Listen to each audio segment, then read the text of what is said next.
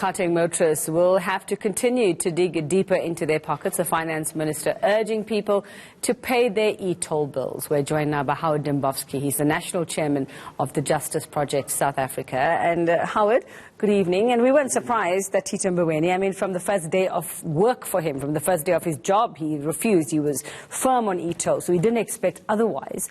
But I felt a bit threatened, I must say, where, where he spoke about, if you don't, or we're going to enforce these ways to make you pay.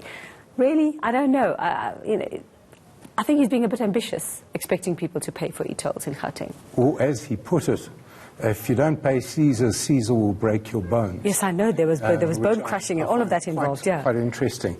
And it's amazing that the good minister remains resolute on the user pay principle. Perhaps he should think about setting an example by cutting away the small fortunes that are paid to government ministers over and above their salaries. Well, he hasn't cut, he's frozen them at a certain level. I'm saying cut. Yes, cut. The small fortunes that they get paid in respect of car allowances, housing allowances, travel allowances, let it come out of their pockets. User pay. It applies to everybody. Why not set an example, Minister? Yeah, and I don't know about this entire sort of reasoning is that you complain about the state of the roads, but you don't pay your e-tolls, but you want us to make the roads better. I mean, we're paying the other taxes. We're paying into the fuel levies. We're doing all of that. That is what that is supposed to be for. You're asking us to pay for something we never asked for. You want to maintain the country's roads with this, but Gauteng is the only province. It's a very, very easy way to get out of something that you forced on people because you made a deal with some godforsaken company somewhere, and somebody was getting something out of that. Absolutely.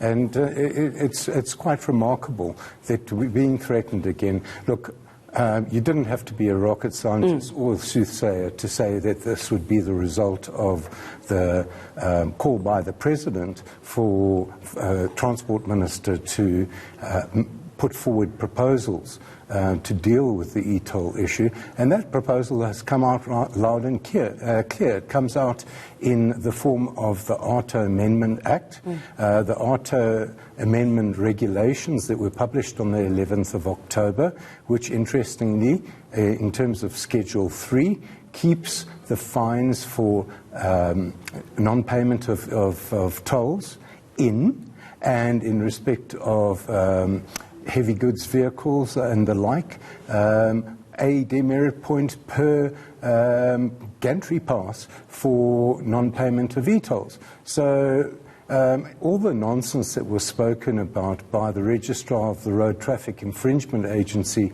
that the Outa Act has nothing to do with enforcing e-tolls, is just that. It's utter nonsense.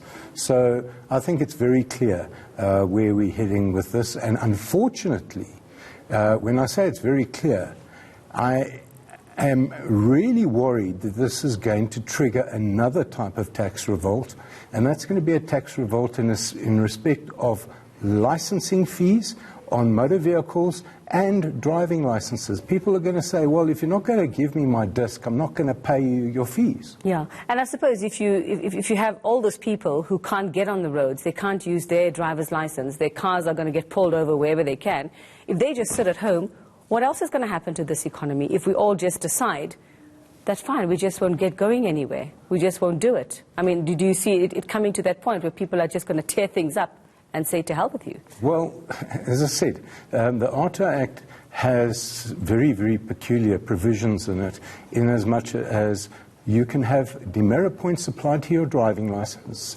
in respect of allegations brought against you by a traffic officer where you are not entitled to a trial before an ordinary court.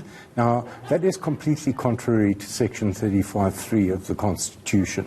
But it's in the Outa Act, and it's in the Outa Amendment Act, and quite frankly, government doesn't seem to care, and in fact is opposing me in a High Court application that I brought in March of 2018, April of 2018, where I'm attacking the constitutional provisions of the Outa Act because it actually does away with almost every single right that you have.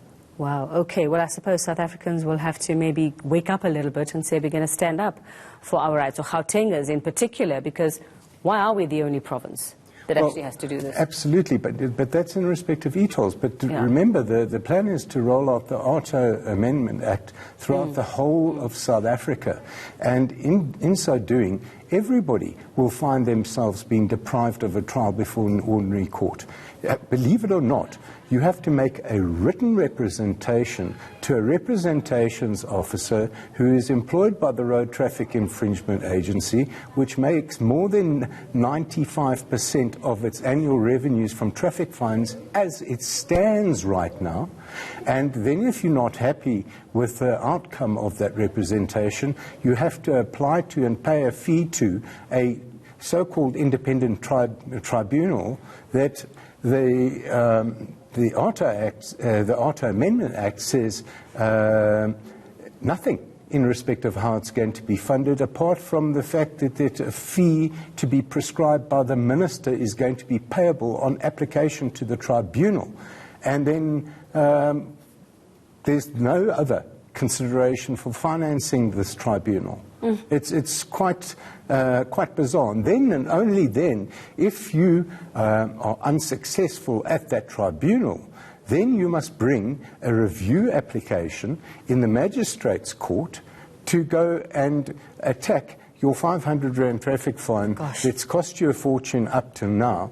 That is probably going to cost you another. I wonder if the courts will even have the time for this, Howard. I actually wonder if they actually will have the time for all of this. Well, there's going to be a revolt. There's going to be a revolt. And I say everybody stay off the highways. Let's all use the back roads and see if we get to work by 4 in the afternoon. Well, let's see what business has to say about it. Don't exceed the speed limit by more than 14 kilometers an hour, because if you do, your driving license is going to be suspended faster than you can blink in terms of... And we'll all just sit at home or sit in jail and see what happens. Well, we'll sit at home, but because there is no jailing. And then we'll see what happens, to the economy. Okay, well, it is shocking indeed, Howard. And I wish the Finance Minister all the luck trying to get all this money out of South Africans. I really do, or out of people in Gauteng when it comes to e-tolls. And keep us updated on your legal processes as well. Thank you very much, Howard Dembowski there from the Justice Project South Africa.